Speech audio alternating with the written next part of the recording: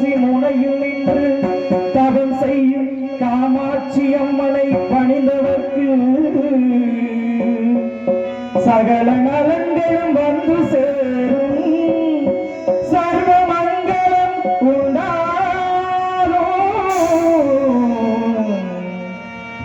புலிக்குளத்துக்கு வாருங்கள், மகா மாரியம்மனை பாடுங்கள். மாங்கல்யம் காத்திடுவாள், மகிமை பல புரிந்திடுவாள். மாற்றாடு வாருங்கள், மனப்பொழிர பாடுங்கள்.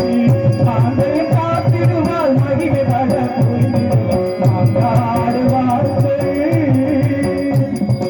மாங்காடு வாருங்கள், பாடுங்கள். மாங்கல்யம் காத்திடுவாள், மகிமை பல புரிந்திடுவாள். மாங்காடு வாருங்கள்.